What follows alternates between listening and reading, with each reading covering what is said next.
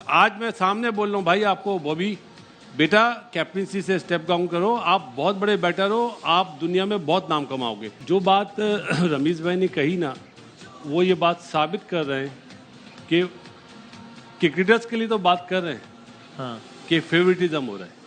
तो रमीज भाई जो बात बोले हैं उससे तो ज्यादा साफ पता चल रहा है वो ज्यादा फेवरेटिज्म कर रहे हैं। मतलब आप सिर्फ सुने होंगे। हाँ। अगर मैं फिर पहले चला जाता हूं, जब सरफराज को हटाया जब तो रमीज भाई का बयान नहीं आया था, नहीं और आया आप था। ये कैसे कह सकते हैं कि अब फैंस को आगे आना होगा? भाई कोई लड़ाई थोड़ी हो रही है। जो बाबर के फैन है वो भी सर आंखों पर उनका बहुत एहतराम है। जिनकी ये राय लोगों में से होता है सारे के सारे समझ तो बाबर को कप्तान रहना चाहिए, बिल्कुल बहुत एहतराम है इस राय का भी। किसी की राय नहीं होना चाहिए वो भी ठीक। ये लड़ाई थोड़ी के सारे फैंस सामने आ जाए, ये कैसे कह सकते हैं आप यार? कि प्रॉमिस टू गॉड मैं अपने व्यूज के लिए नहीं बोल रहा। मैंने 1 साल पहले ये बात कही थी कि बाबर को उसकी बेहतरी के लिए मैं ये बात बोल रहा हूँ कि कप्तानी से हट जाए और अपनी बैटिंग पे ध्यान दे। इसी तरह मैंने मिसबा के लिए कहा था, जब मिसबा तीनों चीजें उसको मिली थी ना, सही है। तो मैंने मिसबा को फोन भी करा था। मिसबा इसी नीचे ही बैठता है, आप पूछ लीजिएगा कि मिसबा एटलीस्ट एक चीज आप अपने पास रखो। ठीक है, चीफ सिलेक्टर भी आप वो, हेड कोच भी हो, तो फिर आप मतलब इंसाफ नहीं कर पाओगे। टीम भी आपने बनाई है, हार भी आप रहे हो, तो कौन गलत हुआ? सही है। तो उसमें भी मैंने ये बात बोली थी, देखें बाबर मेरे भाइयों जैसा है और हमेशा रहेगा, मेरा पसंदीदा है। सही। मैंने 1-2 बातें और भी बोली हैं जो शोएब साहब को बुरा लगा कि सारे रिकॉर्ड ये तोड़ेगा, लेकिन उसके लिए बेहतर है मेरा कैमरा ये ना। आज मैं सामने बोल रहा हूँ भाई आपको बॉबी, बेटा कैप्टनसी से स्टेप डाउन करो, आप बहुत बड़े बैटर हो, आप दुनिया में बहुत नाम कमाओगे। बनना आप नहीं है, दोबारा जुमला बोल रहा हूँ, 2 या 3 साल बाद आप नहीं बनना है। अपनी क्रिकेट पे ध्यान दो, आप कप्तानी पे ज्यादा ध्यान दे रहे हो, जिसकी वजह से आपकी बैटिंग में प्रॉब्लम हो रही है।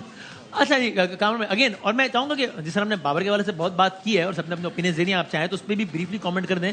लेकिन इसमें मैं नहीं कह रहा it is not about Babar और सरफराज और XYZ, लेकिन एक फॉर्मर क्रिकेटर जो कि फॉर्मर चेयरमैन भी रहे हो, वो भी हमें तो कुछ नहीं कहा उन्होंने, आप लोग हैं वो भी क्रिकेटर हैं, आप लोग भी क्रिकेटर, वो आकर ये कहते हैं कि जो क्रिकेटर्स ये ओपिनियन दे रहे हैं, वो कोई भी ओपिनियन हो, मैं ओपिनियन की बात ही नहीं कर रहा, जो क्रिकेटर्स ये ओपिनियन दे रहे हैं वो क्रिकेटर एजेंडे पर हैं और अब फैंस को सामने आकर उनको जवाब देना चाहिए।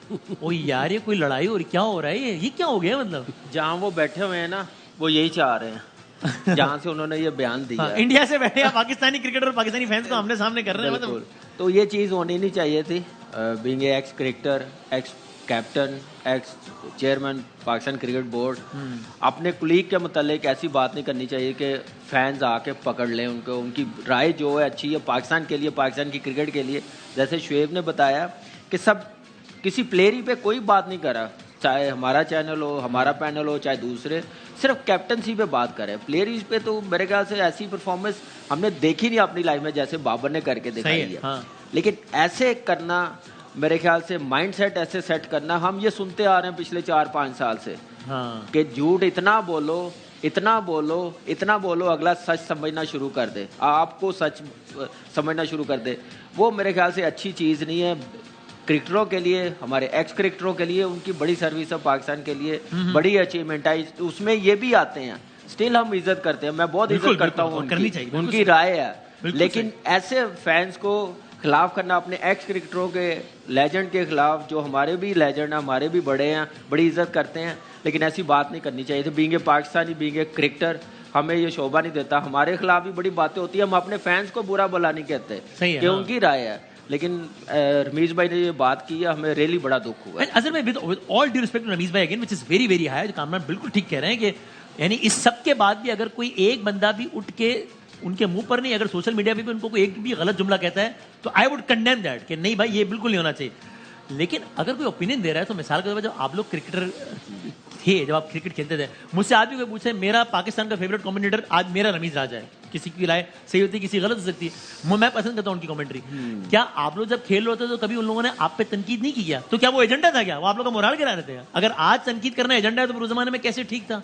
नहीं, बहुत सारी बातें हमने सही हैं।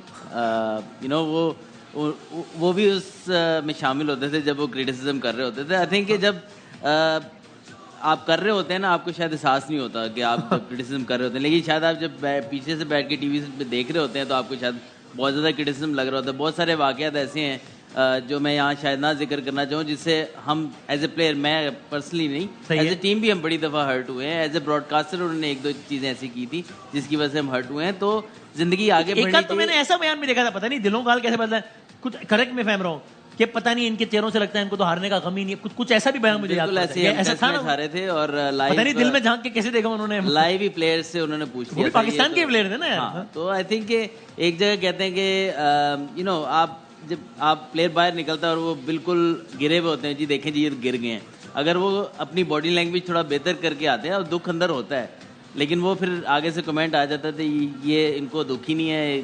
मुझे ये समझ नहीं आती, समटाइम आप सिर्फ जो है कान इधर से पकड़े या इधर से पकड़े, दोनों तरफ से तनकीदी होनी है। तो आई थिंक वो चीज़ें बहुत नज़र आई हैं, पास में भी नज़र आई हैं, लेकिन अब ये ऑल ऑफ अ सडन अब क्यों तकलीफ ज़्यादा हो रही है, दैट इज़ द प्रॉब्लम।